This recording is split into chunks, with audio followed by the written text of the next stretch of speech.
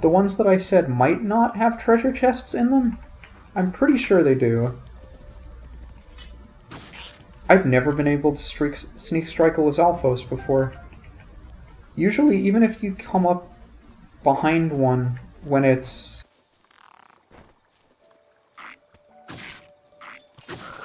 Oh, I guess because it turned around, the sneak strike was cancelled. Usually if you sneak up on a Lizalfos, even when it's trying to camouflage itself, it will still... Horse, don't drink that, it's swamp water. Please, for your own health. I'm trying to think. I mean, we could go there. But I'm pretty sure if we go there, we'll get stopped. Like, I don't want to stray too far off the beaten path. I know there's a shrine there, but at the same time, I don't want to trigger something that would hint as to what's over there quite yet.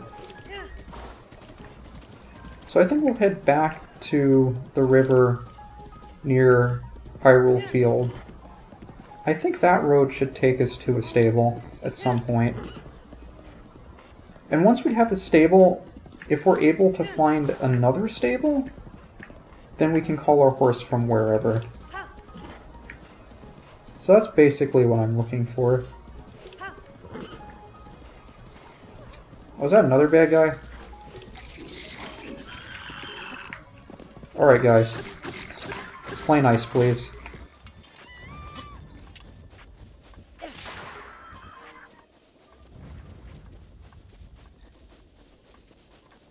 Alright, how are you guys doing?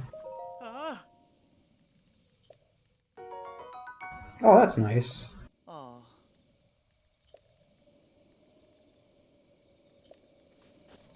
Speaking of which, she's all the way over there, isn't she?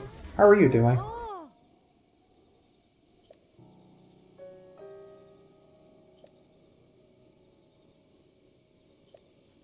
Oh, that's nice.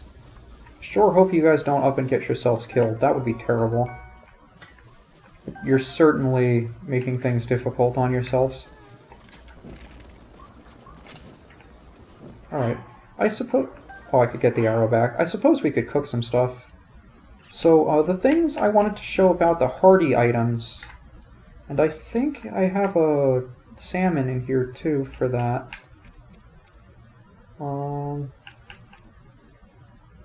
Actually, let's stop holding. Let's see how many of these we can do. Let's do a 4, 3... See how good this is.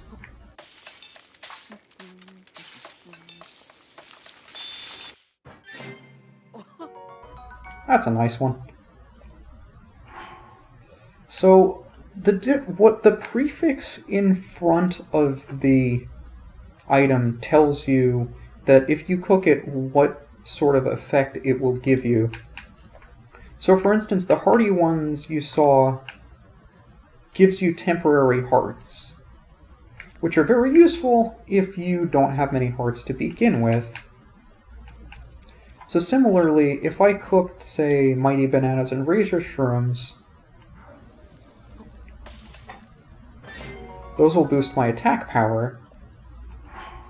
And if I cook something like an Iron Shroom and an Armoranth, those will boost my defense. Now the thing is, you can't combine these kinds of buffs together, so if you try to cook something that boosts your health and one that boosts your attack power or one that boosts your defense all at the same time, it simply won't work. So those are important things to keep in mind. I guess I'll cook some of these. So I have more 3-heart healing items. Can never hurt to have. I mean, again, since we only have 3 hearts, it's probably for the best that we cook all of those that we can anyway.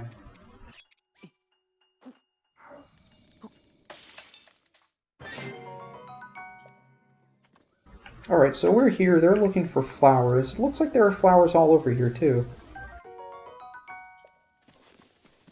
So these kinds of blue flowers will actually increase our stealth if we cook them. And I suppose now is not a bad time to show that off, considering that there's a cooking pot right over there. Although I don't know if I'll ever actually use the stealth up. It's still nice to have, I guess.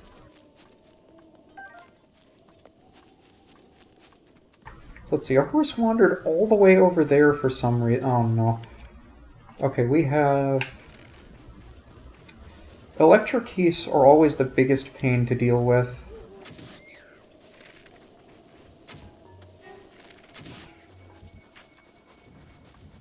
Because they do exactly what you would expect they would do.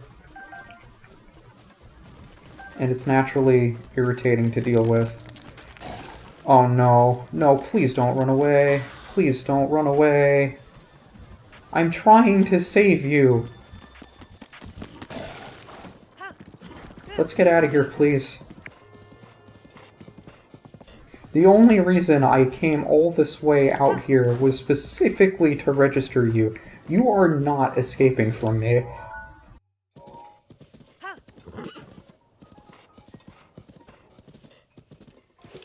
Problem is, how far out of my way am I willing to go to ensure that I find the stable that's right over there? Hooray.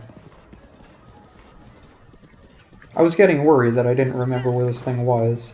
But usually if you ride along the road a good enough distance, you'll be able to find a stable. I think that's the bridge I was trying to get to. Because, I mean, we had originally started Hyrule Castle over here, we just looped all the way around.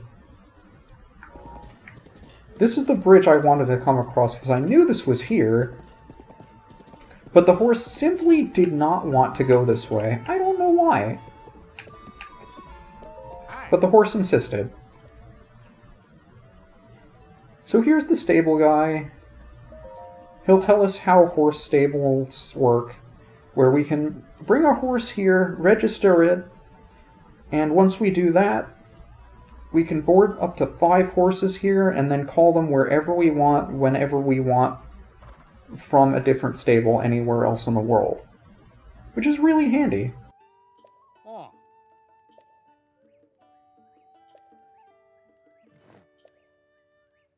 So I guess I pretty much explained most of this already. So we have maxed out its affection, which is good. Strength. I mean, strength isn't all that important. I think it just has to do with either, like, how much health the horse has before it dies, or how much damage it deals when it runs through enemies. I'm honestly not sure, because it's not something I ever really pay attention to. But speed and stamina are exactly what you think they do. Speed is how fast it is, and stamina is how many times you can have it go faster before it needs to recharge. I just have no idea what to name it.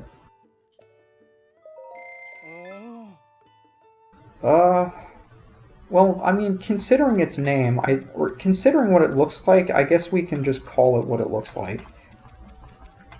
Hopefully I don't get sued for copyright infringement.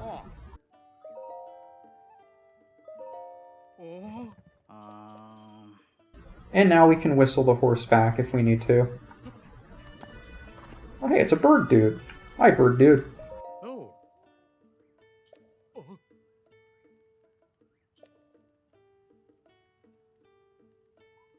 Are you a bird? What kind of question is that, Link? Come on. So this guy is named Cass. He's an accordion-playing bird.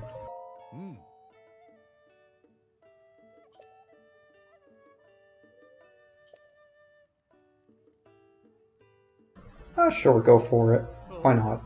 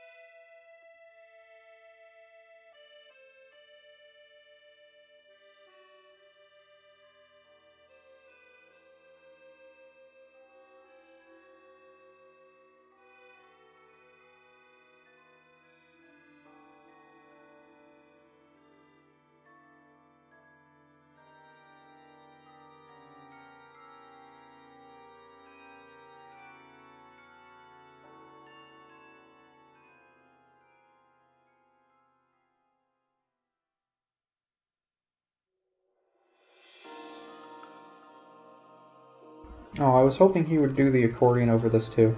I don't dare speak over Cass's song while he's actually playing the accordion. But if he's not playing the accordion, I don't mind speaking over it.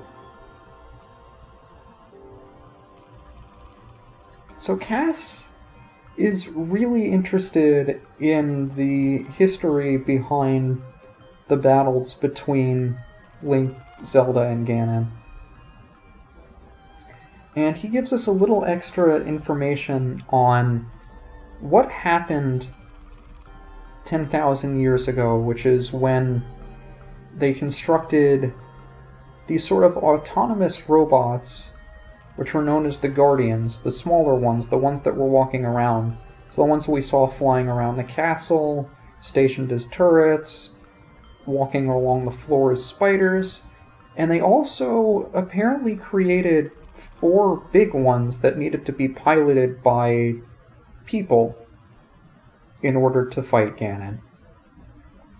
We haven't heard anything about these yet.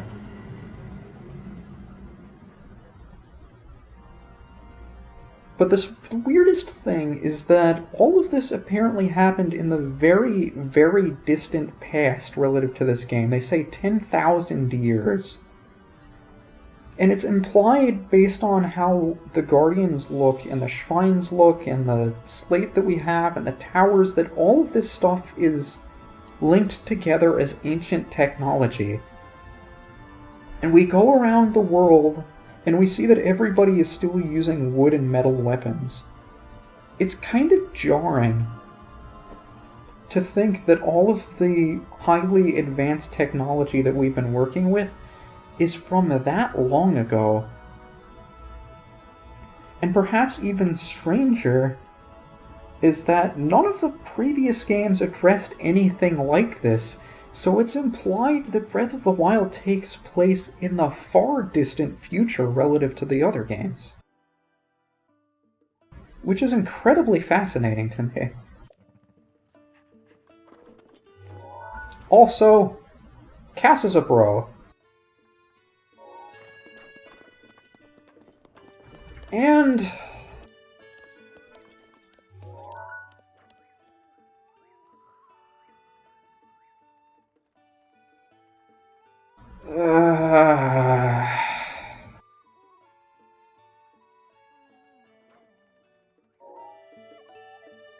damn it.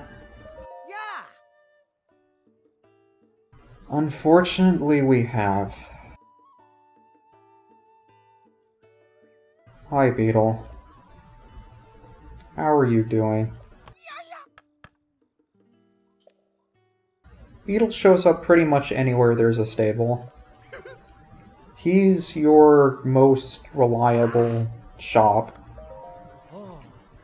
So, since I'll probably be selling all of the precious stones that I get. They do have other uses, but I don't know if I'll be playing long enough for those other uses to really matter. And all of these things you can come across again later anyway. They're not too difficult to come by. Diamonds might be, though. But I could really use the money, so I'm probably going to sell anything that I get. And also, arrows are incredibly difficult to come by. So I'll be spending as much money on arrows as I'll be allowed to buy.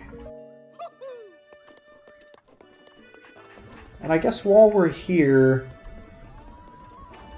I'll go grab the... Actually, is she here? No, she's not here. I'll just grab the shrine then. So this way, we can come back to this stable whenever we want. And of course get whatever's in the shrine too. That would be fun. So this is another one that's based on Cryonis. I'm not sure if this is the one I was thinking of. But you can also use Cryonis on vertical surfaces. I was really hopeful I could make that. I guess not. So you can break the ice blocks too. Can I? Oh no, because it's in the way. Fine. Oh, another problem with Cryonis blocks is that if you jump underneath them and then try to surface from below them, it will actually break the block. Which is rather irritating. Oh, I couldn't deflect that in time. The timing for those deflections is a little bit earlier than you would expect.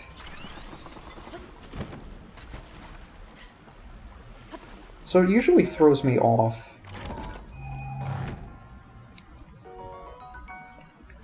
Ancient cores are usually difficult to come by too, so I don't mind picking one of those up. And a lot of the walls in the shrines are particularly smooth, so they simply don't allow you to climb them or grab onto them.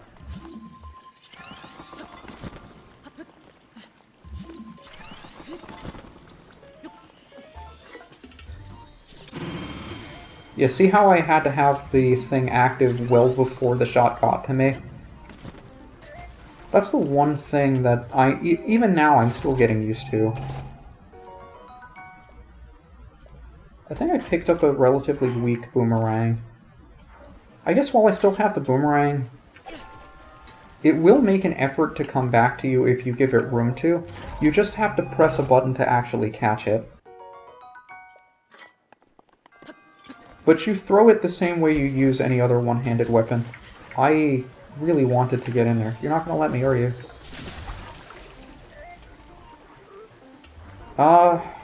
This is a problem. Yeah, it doesn't let you activate the glider out of that. I was afraid you'd put me back here. So I tried to grab the wall of that ice cube over there, and it just didn't work.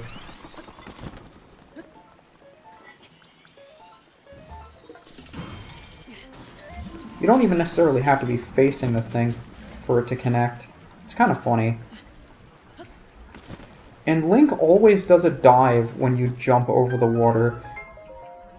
If you're not careful of that, and the little delay that you have before opening the paraglider, then you'll almost always go into the water, and it'll be really difficult for you to recover.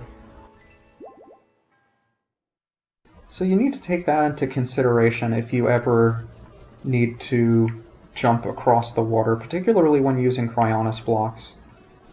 But, I mean, with all that said and done, we've made some decent progress. We got a lot of stuff done in Hyrule Castle. We got some shrines in and around it. We have a stable finally here, so we have our horse registered. I guess next time we'll work back to the plateau, or... I'm trying to think, because we want to go south. That way-ish. I guess we could just keep going along the road. There's no reason not to.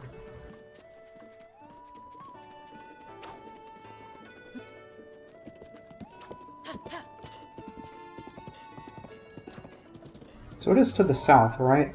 I mean, we could go... I mean, it looks like we could go that way, but I don't think geographically that's possible. So I guess we'll follow along the road, wherever the road is, and see where it leads us. I assume. Oh, there's plenty of Endura shrooms here, too. Those are nice. So there are two different kinds of stamina upgrades. Or buffs, I should say. One simply restores your stamina meter, and the other one gives you an extension to temporary stamina, similar to having temporary hearts. Where it gives you... Okay, so the way the yellow ones work is that if you spend them, whether they be hearts or your stamina gauge, if it's spent, you have no way of recovering it. It's basically... I've heard people call it over armor, but I'm not sure exactly what that means. Maybe it's from Halo or something, a game that I've never played. But if you use it, it's spent, and you don't get to use it again. It's a one-time use thing. So that works for both the hearts and the stamina meter. And if your horse is max affection, it will follow whatever path has the least resistance. So if there's a road for the horse to follow, it'll just go. Which is really convenient. especially if you're going on a long, winding road like this and you just want to get a good look, or you want to make... Are you going to come after me or what? There you are. Okay, you're going to have to lead the shot a bit. Alright, sorry, horse.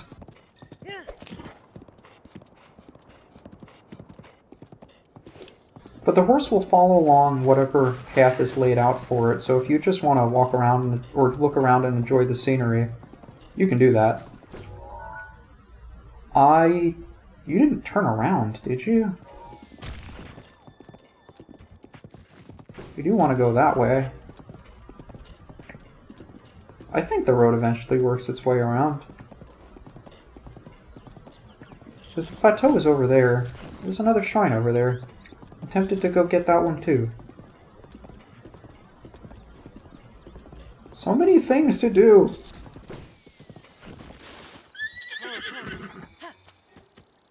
Oh, there's another stable over there. Oh, that's one of the stables I was hoping to go to. Okay, well I guess we'll cross the bridge. It's an Octorok, by the way. You'd think they used to be exclusively on water. But now there are land Octoroks. Those are fun. Is there anywhere that can't have Octoroks? Also noticing a lot of bridges around here are named after Skyward Sword characters. So anyway, we saw the stable over here. Might as well get it. So we're back on the side of Hyrule Field. Maybe I should have gone this way first. Sorry, bird. But also, if we... I'm not going to talk to you. I'm not going to do too many of the side quests.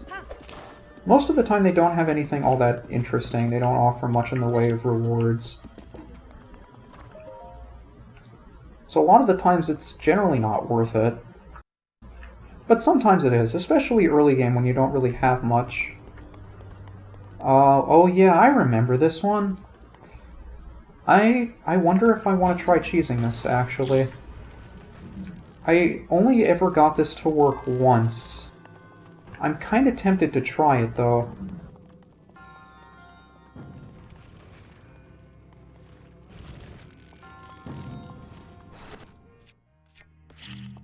Okay, so the way this works... Okay, that's not how that's supposed to work.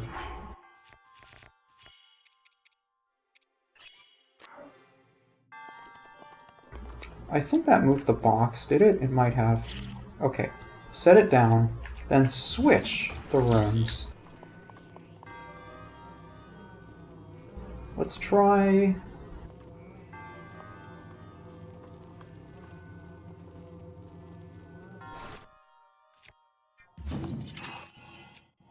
Okay, how do I want to do this? I don't think I want to hit it too much.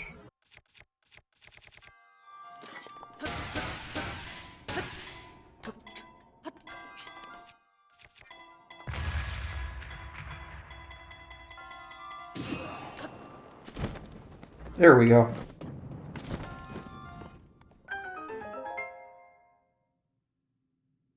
So I believe the intended solution is to move all of the chain blocks together to this side so you can climb them one after the other.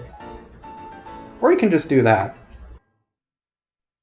Since the square bomb is below the crate when you explode the bomb, it gives the crate upward momentum after the stasis concludes. Where's the bridge on the other side? So since the crate has upward momentum, it just launches the crate with you on top of it. Which makes it incredibly easy to just go up and complete the shrine. And that's just one of the examples of how you can use the various tools at your disposal to solve puzzles in a way that is not as obvious as the most obvious solution. I guess we'll just run through the enemy camp. Hi guys! You'll find those guys scattered about all over the place. Just sort of hanging out. Doing bad guy things. almost always hanging around barrels that are set to explode at any point because they're very smart little guys. I don't know, who wouldn't want to hang around a bomb barrel ready to explode? Sounds like a good idea. Living on the edge, living dangerously. That's always fun.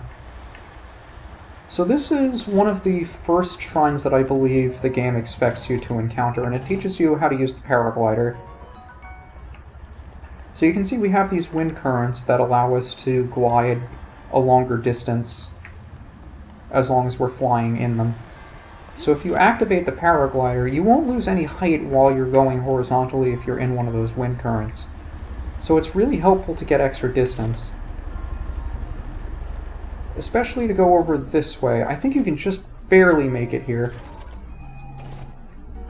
And in most cases, this weapon would be really good.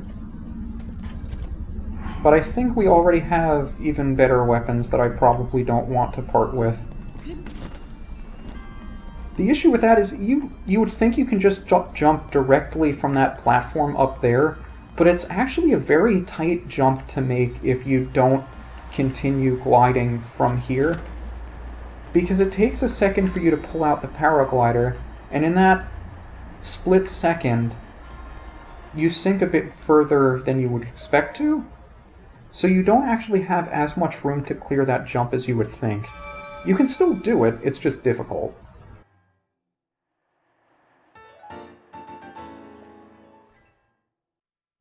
So that's our second stable. And again, the really useful thing... Oh no, the other stable is over there. I'm already losing track of where I am, because everything... All the shrines we've gotten were pretty close to each other. At least they seem that way. Maybe they're not.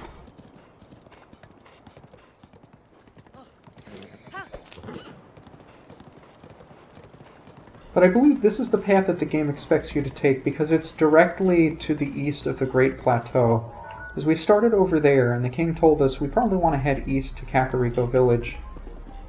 So we would go to the Dueling Peaks, which are over there, and then from there we would head north up to the village. But you can see there are so many other places that we can visually observe from here. See, again, the bird off in the distance over there, Hyrule Castle, which we've already visited. There's a big volcano up there.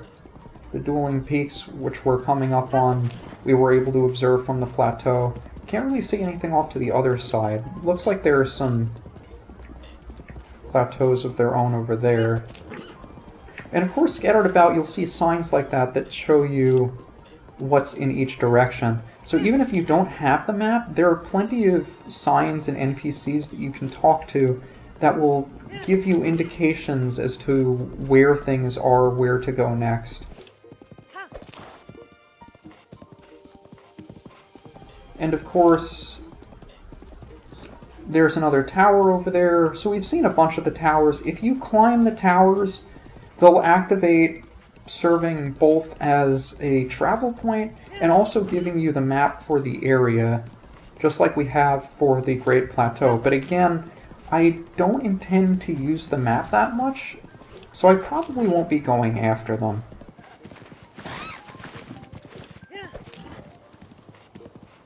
I do still want to get as many shrines as I can along the way, because there are certain things I intend to use shrines for coming up.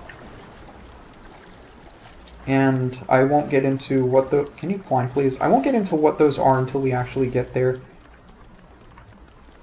But I do need to clear a decent number of shrines to accomplish what I'm looking to accomplish. We'll cross that bridge when we come to it. We've come across plenty of bridges already, so I'm sure that one will be another one that we come across in due time. But again, this path is the one that the game expects most new players to come down. So it's teaching us a lot of elements that are relatively simple, that'll be used and probably expanded upon throughout the course of the game. So this one's just about using switches to put the ball into a hole that activates a platform that moves you to the next area. And it's both a blessing and a curse that the puzzle-like sections of the game, which are usually more... I guess the focus in other Zelda games is to put a lot of these together, or to condense them into a much larger ranging puzzle. Like the dungeons in other games, you take a theme and try to spend like 30 to 60 minutes expanding on it.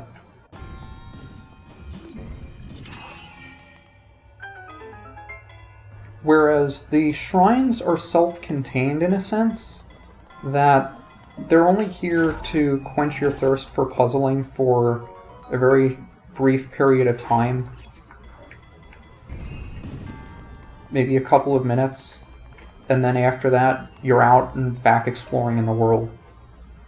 So it feels like they're more tack-ons than the focus.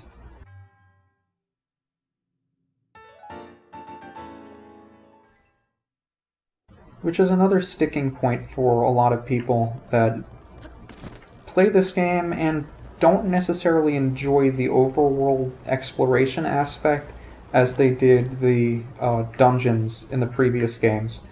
And I was one that enjoyed more than anything else the dungeon elements in the other games. It's the reason why I really enjoy games like Ocarina of Time and Twilight Princess, where they each had a number of... They had a lot more in quantity and depth dungeons that the other games didn't necessarily have in tandem. I want to say Skyward Sword also did, but it has a number of other issues too. And I'm not sure if I want to go through all of them again, since we have a whole, what, like 20 to 30 hour playthrough on it. But the aspect of the Zelda games that I generally like more than the others is the dungeons. So for a game like this to not necessarily have an emphasis on dungeons does kind of rub me the wrong way. But I think I enjoy the... Alright, I'm gonna want you to come over here anyway. I do enjoy the overworld aspect enough to kind of overlook that.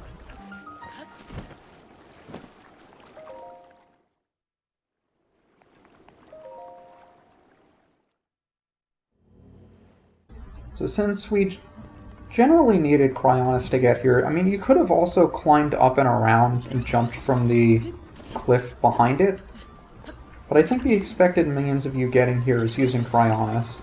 So it's only natural that they would expect you to use Cryonis in here, since you've already shown, hey, I know how to use Cryonis. Great, how well do you really know how to use Cryonis? And a lot of these shrines that are along the path the game directed you to go first teach you the ins and outs of how to use the tools that you were given that they don't necessarily show you on the plateau. So I think I have to... Do I have to be close? I do have to be closer. So there are three things that you need to use Cryonis for here. One is to get the ball to stop. One is to prevent the platform from flipping. And the third is to prevent the ball from falling into the abyss.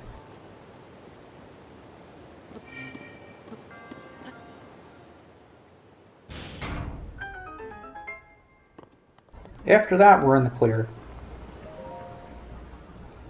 So you can see, once you already know what to do in these shrines, they go by pretty quick. But I do like the aspect of figuring them out when you first get here. And of course, when you get back, you try playing the game again, how can you get through these shrines faster or in more creative ways that weren't necessarily what the developers were expecting you to do your first time? Because as we've seen, there are plenty of other